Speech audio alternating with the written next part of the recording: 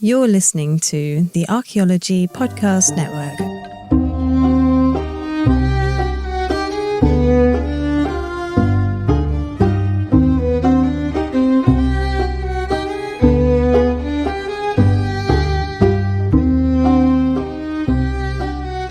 Hi, hello and welcome to Digging Up Ancient Aliens. This is the podcast where we examine strange claims about alternative history and ancient aliens in popular media. Do their claims hold water to an archaeologist, or are there better explanations out there? We are now on episode 50, and I am Fredrik, your guide into the world of pseudo-archaeology. And for the first time, we are live as a celebration for our 50th episode. This recording is a live stream.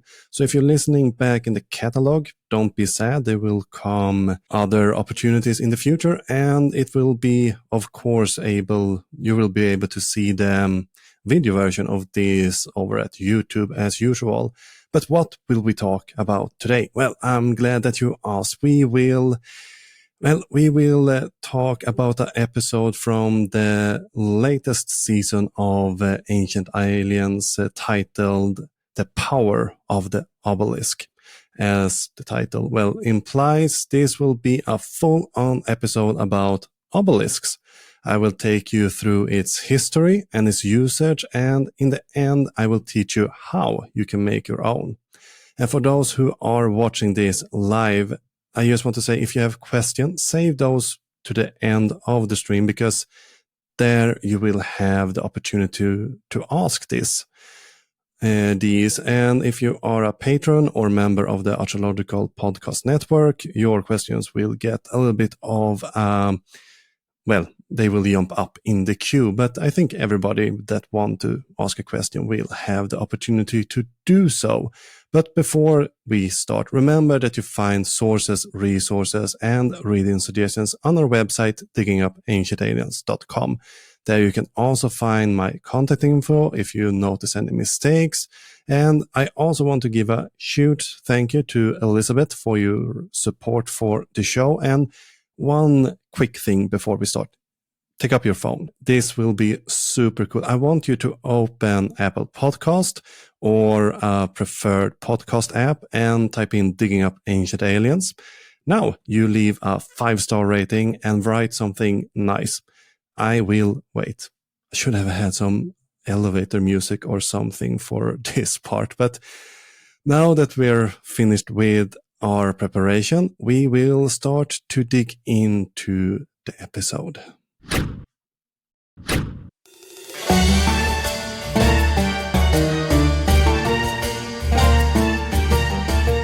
So we are back in Egypt. While the pyramids will make a quick guest appearance, they will not be our primary focus. As previously mentioned, we will deal with the obelisk, a stone pillar that, could be described like something like this. The Egyptian obelisk is one of the most unique pieces of architecture in ancient Egypt. Every obelisk you look at, it is a perfect mathematical equation. Geometrically perfect, physics-wise perfect. They were always made of granite, and they were four-sided and towered upwards and eventually ended in this perfect. Well, following the pyramids, the obelisk might be the one thing that most people associate with ancient Egypt. And let's deal a little bit with the name for the obelisk. Not that it's really essential here, but it's a little bit of a fun trivia knowledge. Now, the word obelisk don't really originate from Egypt. No, it's actually from Greek. When the Greeks traveled to ancient Egypt, they saw these giant monuments, and they might have been a little bit hungry, because they used the word for spit, as one might use when you're barbecue. So giant kebab spit there. But the first time the obelisk were referred to as needles was by the Arabic physician and historian Ibn Latif Baghdadi. And the Egyptian called these monuments for Tekhen and are associated with the sign O25 in the Gardner's sign list. Interestingly, the word Tekhen has the exact same spelling and means beating a drum or musician. Now, the origin of the obelisk is a little bit murky. And the earliest record of them being used is way back in the 4th dynasty. And the obelisks had they have this square base, and then it ends up with isosceles at the top. And during this time, the obelisk seemed to have been a mortuary monument in the earliest period of Egypt. I just want to move the camera a little bit there. Nice. It will be great when it's edited out of the final episode. However, during the 5th dynasty, the obelisk started to change into something else. It becomes more like the ones we know from later eras. These were modest affair, not maybe more than 3 meters tall, but they are now starting to be used as monolith. Unfortunately, none of these early obelisks have been preserved to our days. And from the records we do have preserved about them, they seem to have been connected to the pharaoh, meant to create some sort of connection between the king's Ka, your spiritual double and essence, and the sun god Ra. And even if they had now started to get a more evolved meaning, the primary function was still as a grave marker. And worth mentioning here is that during the 5th dynasty, around six pharaohs seem to have built temples dedicated to the sun god Ra. And the shape of these temples closely resemble the layout of a pyramid complex. It starts with a valley temple and have a causeway that bring you up to the temple courtyard. While most temples of ancient Egypt were enclosed, the sun temple were not, and the altar was out in the open air, and it had this obelisk-shaped construction out in the courtyard. Now, these seem to have been a bit taller, maybe 3 stories high, and we know that about 6 of these temples were built, but only 2 have been located, and the temple of Nesore and the temple of Userkaf, with the temple of Nesore being the one that kinda have been, less destroyed throughout the millennium. And both of them are heavily damaged, while this version of the Egyptian temple was only briefly constructed during the 5th dynasty. This design would get a surprising renaissance much later. The open-air temples with this form will be constructed almost 1,000 years later for an extremely short period of time. And this was during the reign of Amenhotep IV, maybe better known as Akhenaten, the heretic pharaoh. And it was meant, and he did resurrect this temple design for his temples to Aten, the monotheistic god that he instituted. So let's talk a little bit closer about the different details on the obelisks. And on top of it, we see this famous pyramid shape on there. And it's thought that this shape is not solely for aesthetic reasons, but thought to represent the benben, a common symbol within the Egyptian mythology. And if we listen to the ancient alien people, they will explain the meaning of the symbol something like this. The pyramid-shaped stone on top of each obelisk, called the benben stone, was a design rooted in Egyptian mythology. The benben was a vehicle which Atum, the god of all creation, used to travel back and forth between the heavens and earth. We think of the benben as a craft because it is believed to have come from the stars. And if you're into Egyptian mythology and history, this account might leave you a little bit confused. The benben stone is, in Egyptian mythology, the first piece of land that rose from the primordial waters and became the place from where Aten in most cases created the world. However, Egyptian religion was not some sort of formalized or standardized religion as Christianity or Islam, Judaism, or any other religion today. The creation stories would actually differ depending on your city because they wanted to promote their patron deity. So while the mound was associated with Atum or Ra in Heliopolis, the sun city, this would not be the case in, for example, Memphis. Other gods were more important there. So if you ask the local Memphian on the street, they would claim that the mound was first inhabited by Tatenen. And the idea that the benben would be an outerworldly object is prevalent in pseudoscientific circles. As far as I've been able to track this claim down, it seemed to originate with ancient alien proponent Robert Bauwau. To Bauwau's credit, he did not suggest in his text actually that the benben was a spaceship. Robert suggests it was a meteorite. With the Temple of Ra in Heliopolis, this is supposed to have been within the Temple of Ra in Heliopolis, there's supposed to have been a benben stone that was the original primordial mound. It's, of course, been lost to history, but Bauwau suggests that this would have been a meteorite. While it's, of course, plausible that a meteorite might have been set up as a place of worship, there's not really enough evidence that it was so. We have also covered, quite recently, that, or as we mentioned just recently, each city wanted to claim the primordial mound as their own. So I don't argue that the meteoric iron was unimportant in ancient Egypt, as we discussed in episode 43, Aliens and Heavy Metallurgy.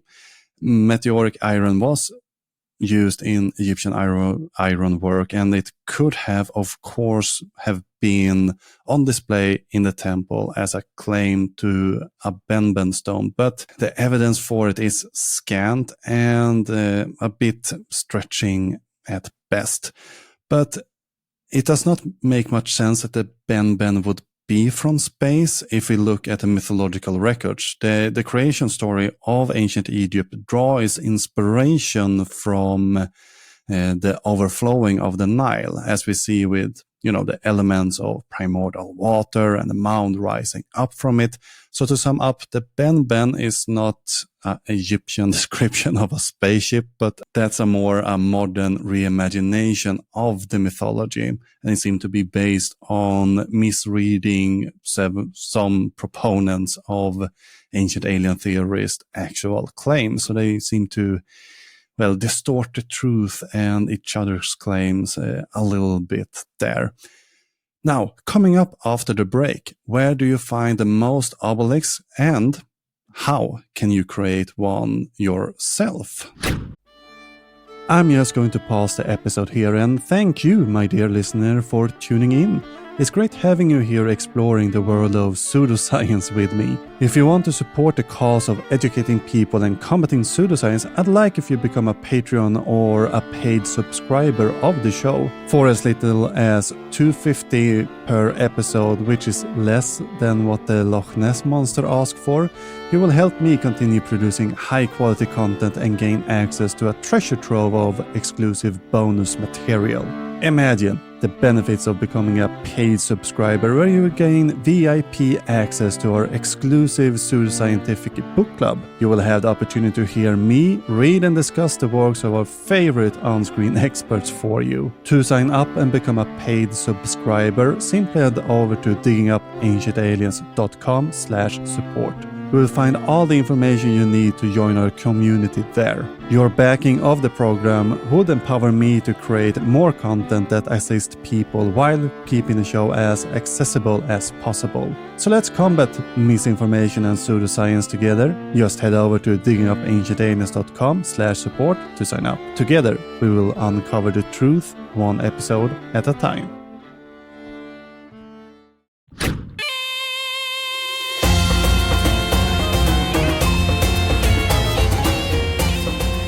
Welcome back to our exploration of the obelisk. So, where in the world do you find the most obelisks? I'm looking at the chats. Nobody is shouting at me.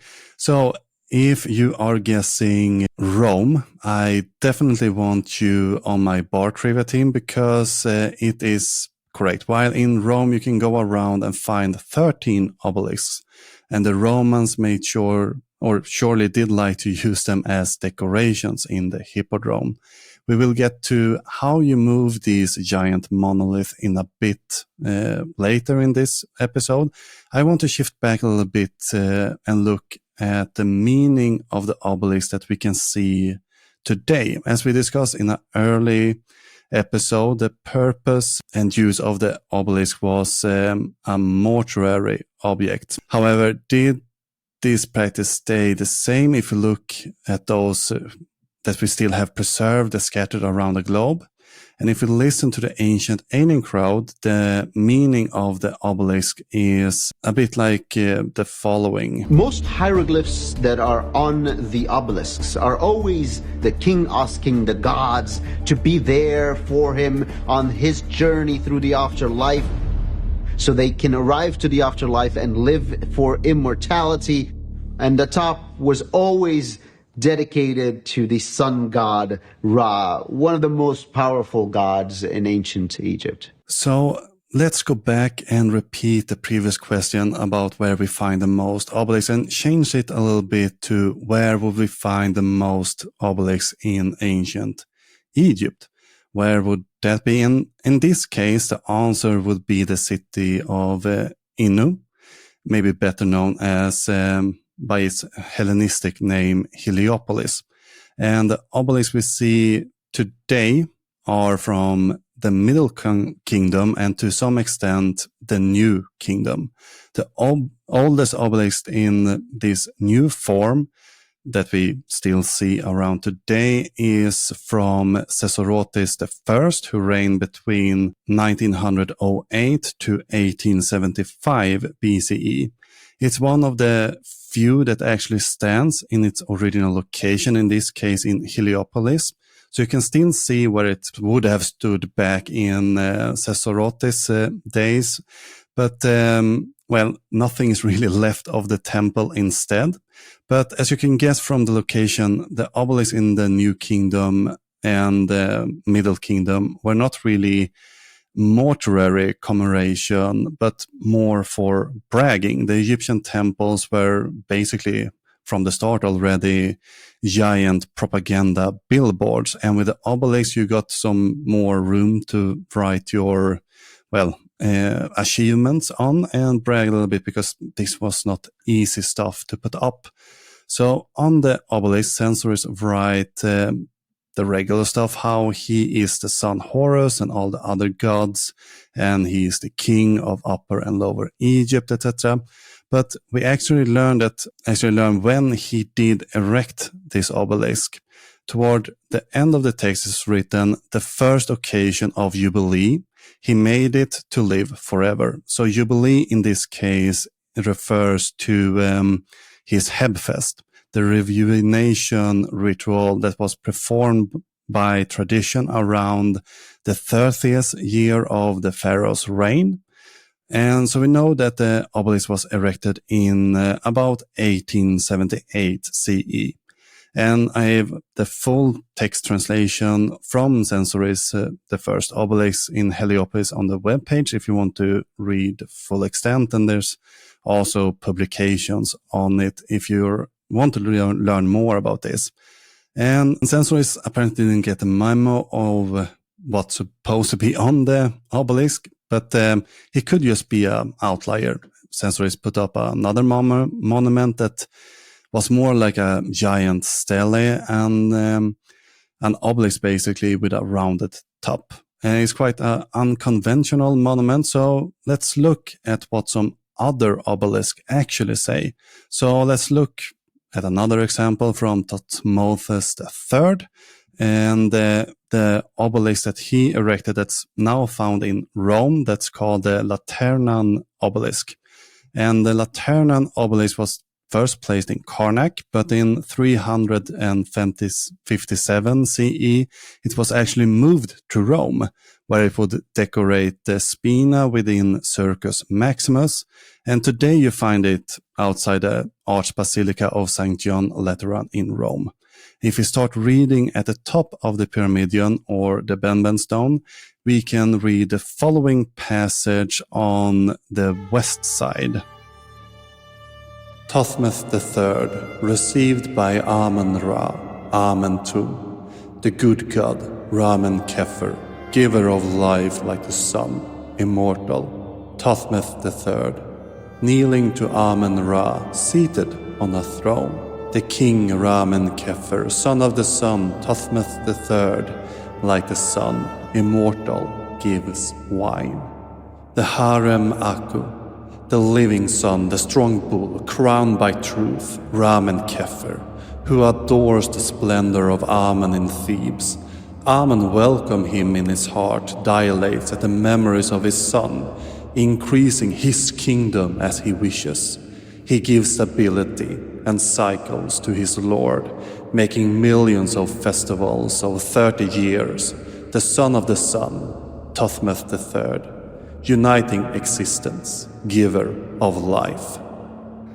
Again, not really asking the gods for eternal life there.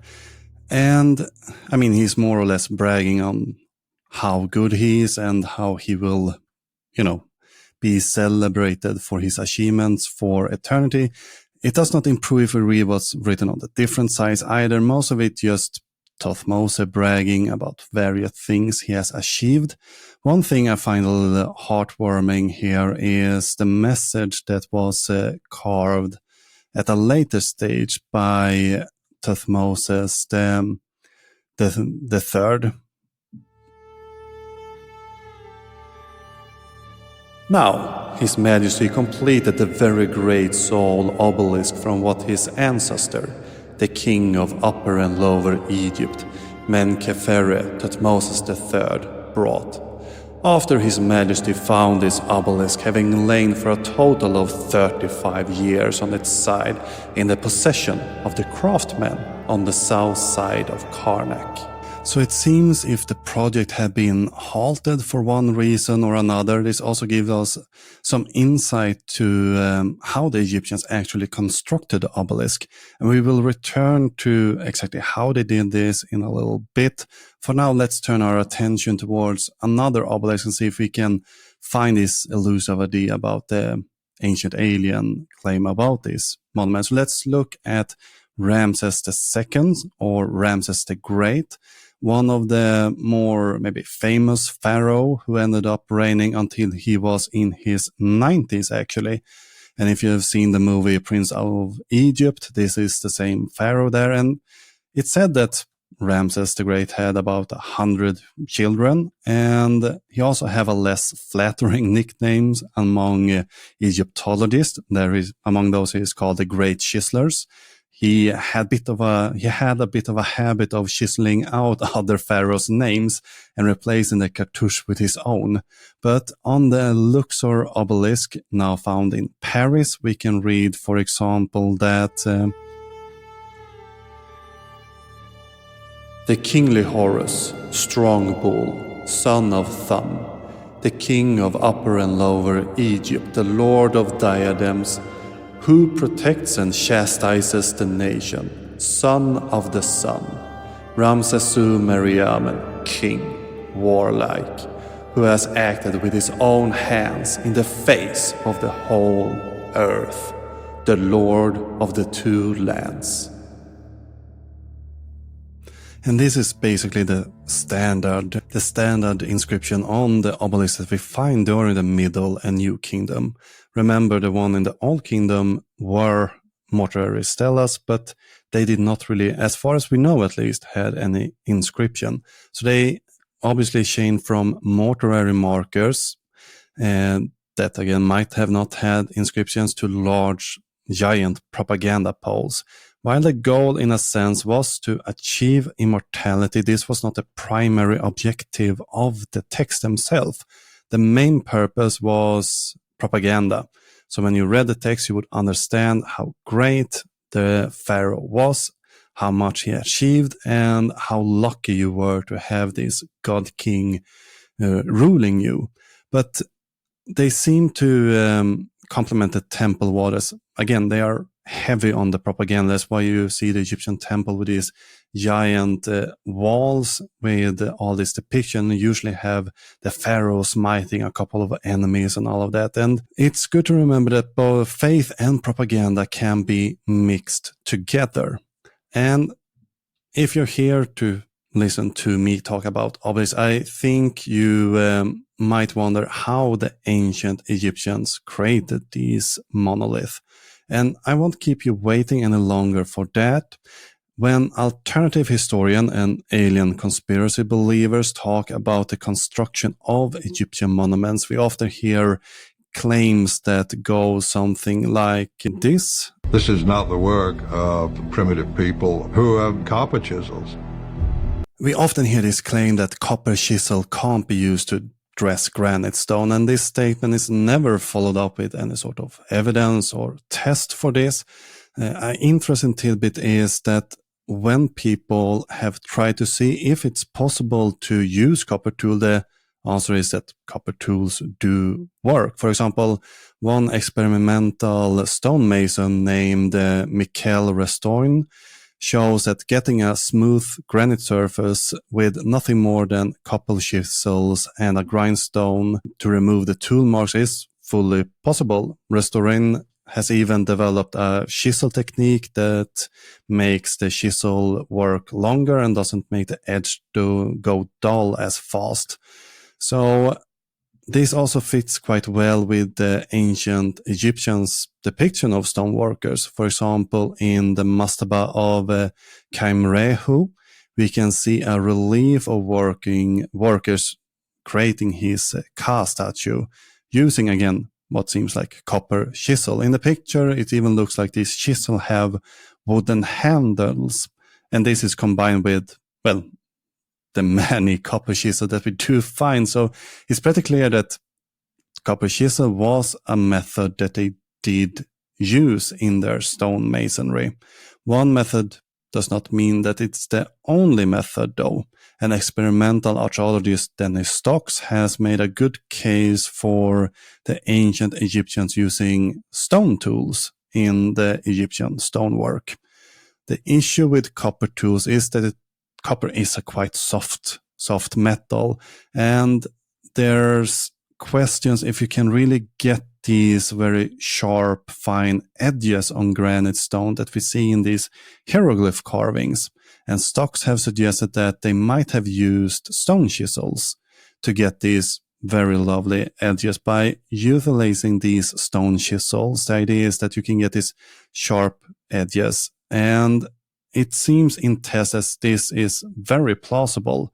So he has created stone chisels out of flint, obsidian, and other stones, and had stonemason copy ancient Egyptian art. And they actually managed to do very close copies of these artwork, meaning that if you would be very well practiced with these tools, you would get exact copies. And this experiment has also been replicated in Andean archaeology by, for example, Protzen and Natsir, who used tools out of flint, obsidian, and other stones to replicate the stonework of Pumapunku, located in modern Peru. And this is an excellent example on how we, with a little bit of ingenuity, can discover alternative method that fit within the era's technology. With all this in mind, let's discard the idea that the ancient Egyptians were primitive, because that's not really a word that we use in archaeology. That's something that, the Graham Hancocks and Giorgio Tsoukalos of the alternative history sphere want to lay on us, but it's mostly them who really can't figure stuff out. No, the ancient Egyptians were not primitive, and you can very well dress stone with copper chisels, and if you need to do very fine artwork, well, then you can use flint tools instead. So with a few misconceptions regarding Egyptian stonework out of our way, let's move on to how would we create an obelisk. Do you remember the first quote that we heard in the first, at the top of the episode, that the obelisks are always made out of granite? And let me address this, or maybe dress this claim. While most obelisks are granite, there are also those who are actually created from sandstone and other rocks. It's just a little disclaimer there. I couldn't really stop myself from pointing this out. For now, let's shift back to the granite obelisk, the one that we find most places, especially in Rome. Almost all were quarried in Aswan, a location in the south of Egypt. Unfortunately, the ancient Egyptians did not leave a detailed written record behind how they created this monument, but we can piece different things together thanks to, for example, the unfinished obelisk that we still find in the Aswan quarry, and the scarce written sources that we do have, and of course the archaeological record. There's also new research going on giving us additional information on how they could have quarried these giant stones. So first of all, if you want to make one yourself, you or your foreman would go out in the quarry and find a nice large base. You need 30 feet, maybe even more, that don't have any signs of cracks or hidden flaws. And most likely you need to excavate a little bit just to make sure that the rock beneath does not contain hidden flaws either. But when you find a location that seems to be good, promising, then you start to mark the obelisk out, and then the workers would start to work, starting to pound out the pillar out of the bedrock. Well, you did not use copper chisel for this part of the process. No, instead you use a dolerite ball, and dolerite is a stone that's even harder than granite. And you pick it up and then you just drop it down. And you do that over and over and over, slowly chipping away flakes of mineral and stone from the rock. And this is a repetitive and slow task, and it must have taken quite a toll on those who worked there.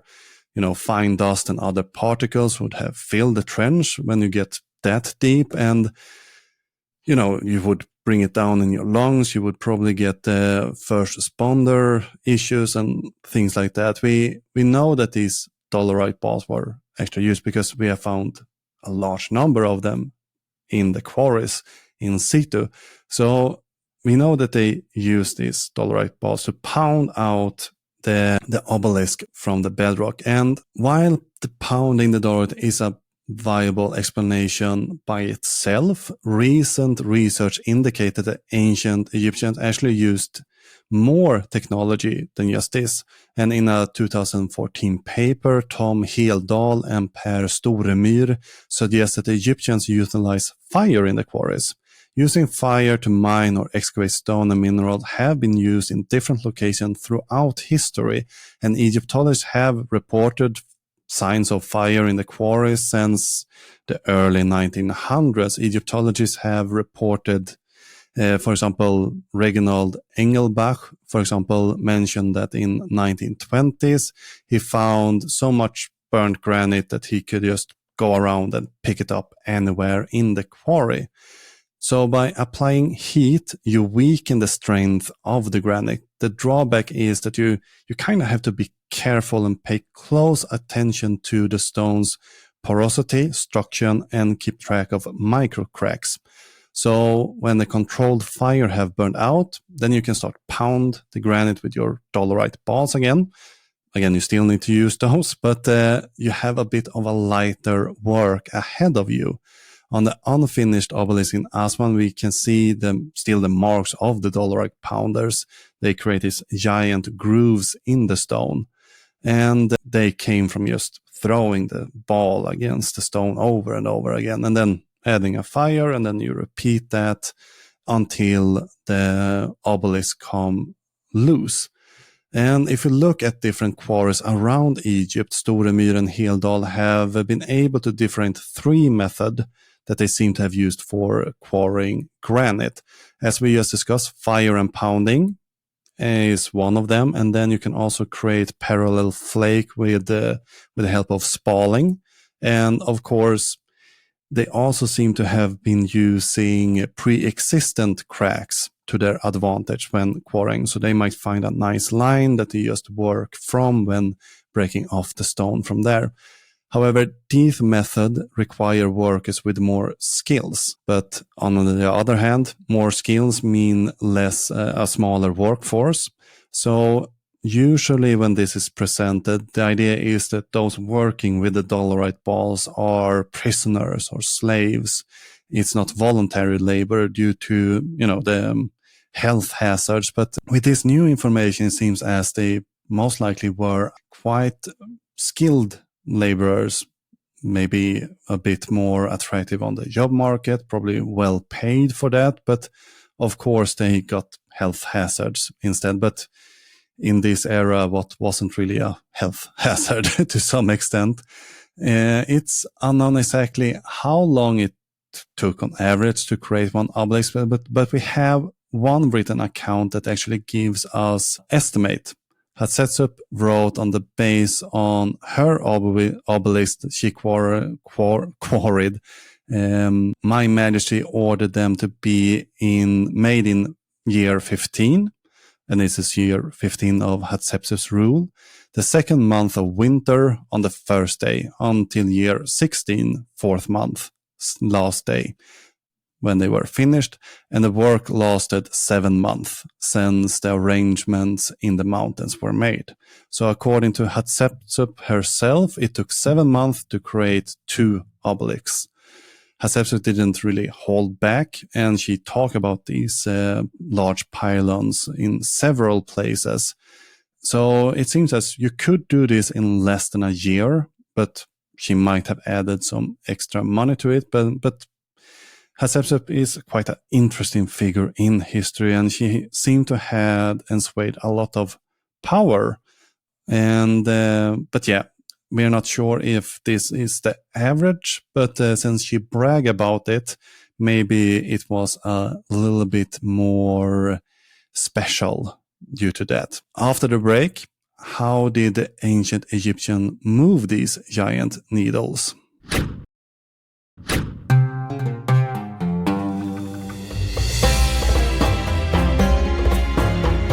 And welcome back. Now that we know how the obelisks were quarried, what's written on them, and their history, I want to get into how they were moved. Many of these are not small things. They are, in fact, very large, and it's a fair question to ask how this was achieved. Some explanations are more possible, and then we have, suggestions like this.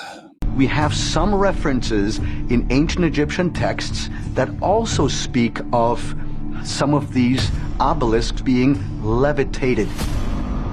And the way that worked is that a magical white powder had to be strewn across the stones, and then water was added, and through some quote-unquote magical incantations, then those rocks lifted themselves and they could levitate into place.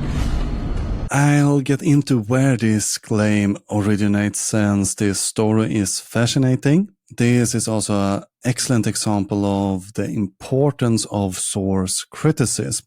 And I will start how we mainstream archaeologists explain how ancient Egyptians moved these giant monuments. First, you need to get the quarried obelisk out of the hole, and as far as I've been able to get, we're not entirely sure how it was done, but it seems to have been possible using ropes, levers, all of that. But they can also have used similar technology as the construction worker Wally Wallington, who raised blocks weighing something like 9,000 kilos on his own with only sticks and gravity. But the obelisk was, when it was out of the hole, later dragged down to the water when it was ready for transportation. And the workers seem to have prepped the way down with fires and again the pounders to create a smooth surface where you could easier drag the stone downhill to the water. And they most likely used sleds, as we see in Jehototes' tomb. Depicted on the wall, we can see how in this tomb we can see how several workmen move a giant statue on a sled, pouring some sort of liquid out in front of it to decrease friction. And it could be water, it could be oil, but something to water just seems to work just fine. But we now know that the obelisks were loaded onto barges at least and then sent down the Nile. And since the Nile always flow north, they barely had to use sails. The current would be enough to move the pillars up the river. This is also depicted in reliefs in Egypt. And the earliest depiction on using boats to move large stone objects is actually already in the 5th dynasty. And we find a depiction in King Una's causeway. In that depiction, we see large pillars that's being transported by boat. We also know that it's heading north since the sails aren't up. And that's an excellent way to see what direction a ship is traveling in Egyptian art. If the sails are up, they are using the southbound winds heading to Upper Egypt. If the sails are down, they go by the current towards Lower Egypt to the north. And we don't only have King Una's causeway, Hatshepsut, again, details on how the bows were constructed and used on a relief in her temple. And she wrote how she got sycamore trees from the whole land to build a ship to transport these giant obelisks to Karnak. Then it details how the soldiers and the sailors that was needed for this trip were conscripted and how everybody was celebrating the arrival of this giant obelisk when they arrived at Karnak. Something that seemed to be forgotten in discussions often in these reliefs are that both the obelisk and the stone object on King Una's causeway, they sit on sleds even while they are on the boat. And as I mentioned, we see this in other places too. The stone blocks were moved by boat on the Nile is also corroborated by other officials within Egyptian society, going all the way back to the 4th dynasty and the construction of Khufu's pyramid, as described in the diary of Merer. And there are mention of the construction of the obelisk in the mortuary biography of Innis, an architect that served during Amenhotep I and Thutmose I, and Hatshepsut, a favorite official and possible lover, Senmut, also talk about the construction of the obelisk. None of these texts, however, mention that they used any sort of supernatural power to move them, just seeming manpower, cunning, and a lot of resources. And in later periods, we have the Ptolemaic dynasty, who started to move obelisks from Heliopolis and Karnak to Alexandria, where they resided because they were part of this Hellenistic rule. And of course, they wanted to stay in Alexandria. That was a very Hellenistic city. And then we have the Romans, who thought the obelisks would look super rad in their hippodromes and started to move them across the Mediterranean to Rome and other places. And while Roman had access to ropes, pulleys, and other technology, they were not really dabbling in modern machinery. At the best, they most likely just cut back a bit of the manpower that you needed to move these giant pylons. But again, with the technology to the Romans around year 0, they managed to move these from Alexandria and other places in Egypt all the way up to Rome, to modern Turkey and all of that. So it wasn't a small project, but they managed to do it without modern technology or supernatural powers and aliens. We also have accounts of when in the 1500s, again, back in Rome, when they had moved this obelisk, and then they had, stood around for quite some time and started to topple over, left neglected, and they started to find these obelisks in the old hippodrome and decided that, well, time to put them up again. So we have the picture on how the Italians in the 1500 moved and lifted these without, again, modern machinery, only with ropes, pulleys. Again, this is way before the steam engines, modern machinery, but nobody is claiming that the Romans or later Italians would require alien assistance to do this, because that would be silly. The ancient Egyptians just did it with a little bit less of technology, not that less, but again, they had a lot of manpower that they could utilize, or maybe even animals.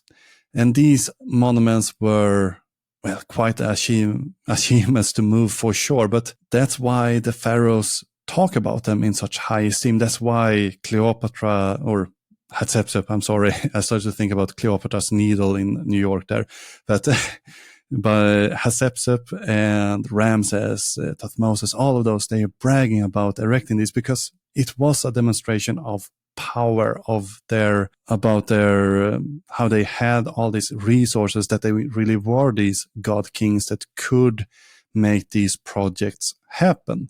They were meant to display their power and wealth, and again, weaving into the religion of ancient Egypt. And moving this giant monolith is achievement even in our days. Both the New York obelisk and the London obelisk were transported with some difficulty from Egypt. The London one was even basically pirated. So when they moved it, they put it on a boat, kind of shaped like a cigar, and dragged it after their ship. And they went into a storm, and the obelisk got loose and then just floated around until some others picked it up and decided it was them, and then started to try to ransom it to the British people. But they thought that it was too much, and what would they do with the obelisk? And then they managed to haggle the price down a little bit. But since it was found at sea, the law of the sea was applying there. But the one in New York, also known as Cleopatra's Needle, took Henry Gorringe about a year to transport from Egypt to New York. And this endeavor is quite a harrowing tale that would actually be a quite good movie, to be honest. While it was difficult, Gorringe required far less manpower than Egyptians and had a bit of a smaller budget to work with, but he had access to steam engines and things like that. But again, it wasn't a quick and easy thing to do, but possible with the technology of the day, making it just a little bit more simple than, conscripting a lot of people to solve this. Now, one mystery, and there is a mystery here actually, that's not entirely solved as far as I know, is how the Egyptians actually got the obelisk up on the pedestal. And worth mentioning here that there's nothing else than gravity that did hold these Egyptian monoliths up. It was just gravity and the weight of the obelisk that kept it upright. But as things look like, it's most likely that they first built a mound where they dragged up the monolith on top on, and then just let it slide down on the other end on top of the pedestal. And there's actually a rumor surviving to our day where it's claimed that Ramses II, again, Ramses the Great, the one with 100 kids or so, actually tied one of his kids on top of the obelisk to ensure that the workmen were extra careful when they did put up the obelisk. I'm not really sure if he was very, what should we call it, he had 100 kids, so maybe he had one to spare there, but everything else we have discussed, we don't need, as I said, with everything else, we don't need modern technology or aliens for the Egyptians to actually do this, just because we have not solved how they did it yet or how they did it exactly. It's just that we haven't done this for a long time, and we don't really have to do it. I'm sure if we got the manpower, the finances like ancient Egyptian pharaoh, I think we will be able to figure out quite quickly, to be honest.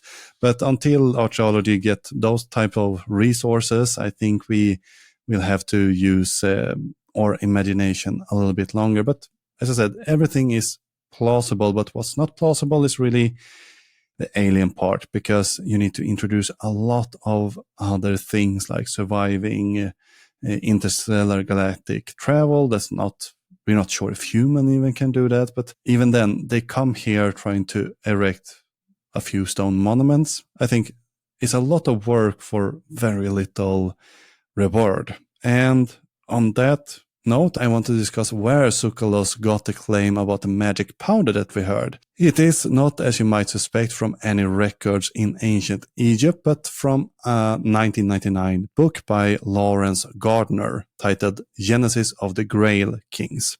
And Gardner is the origin of the claim and seemed to have created this narrative by misquoting the book Inscription of Sinai, Volume 2, and Researchers in Sinai. Lawrence claims this book mention a substance that's called mufkust or mufkust. This is supposed to be some sort of monoatomic gold that should be a warning bell that goes off in some sort of white powder form that has some sort of supernatural power. As I mentioned, this is just made up, and mufkust has no meaning in Egyptian language. I did reach out to an Egyptologist that just laughed, and when she had stopped laughed, she just pointed out that the said wouldn't be there if it was a real Egyptian word.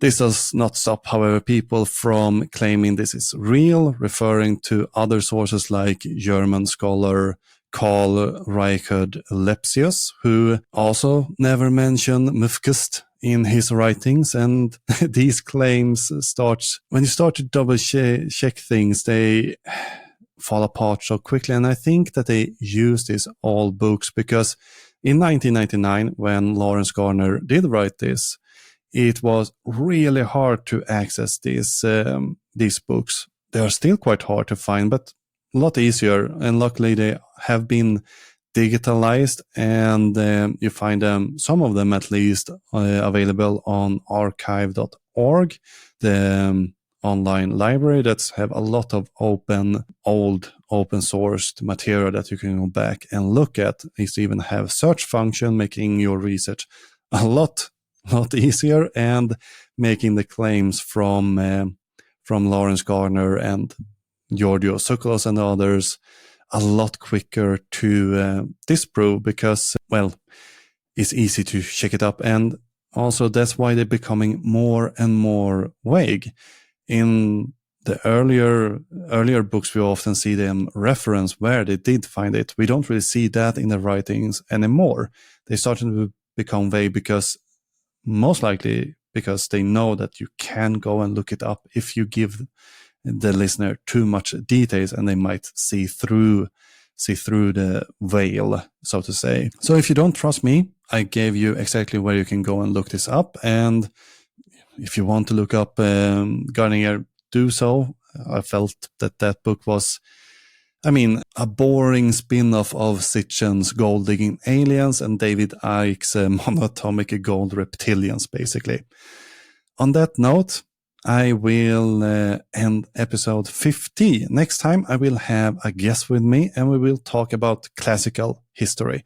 So make sure to tune in next time. Until then, please spread the word by leaving a positive review on platforms like iTunes, Spotify, or even to your fellow trench dweller or to your friends, wherever. And for more information about me and the podcast, check out diggingupancientaliens.com. You will also find an extensive list of the sources and resources and some reading recommendations if you want to learn more about this subject. For those who watching this live, this doesn't exist yet. You have to check back in a week when this episode release for everybody, so to say. If you want to support the show, you can head over to patreon.com/diggingupancientaliens. Just like Elizabeth. Or if you want to get the most out of your buck, you can head over to archaeologicalpodcastnetwork.com, where you can get a ton of bonus content, Slack channels, and ad-free episode. And that membership covers every show in the network. So you get an incredible amount of content for your hard-earned money. And since it's Christmas time, we have a special offer just for you. Buy a yearly membership and get one for free. Head over to archaeologicalpodcastnetwork.com and sign up as an annual member. You will then get a coupon to give to your friends or your family. And this offer is valid until 31st December 2023 and only with yearly membership. And if you want to contact me, it can be done through most social media sites. If you have comments, corrections, suggestions, or want to write that email in all caps, you find my contact info on the website. Sandra Martelou created the intro music, and our outro is by the band called Trallskruv, who sings their song Tinfoil Hat. Links to both of these artists can be found in the show notes. Until next time, keep shoveling that science. Men jag skyddar mig för jag har foliehatt. Och så säger ni det är en galen fantasi att ingen manipulerar oss med telepati. Ni tycker att jag redan är besatt, men jag skyddar mig för jag har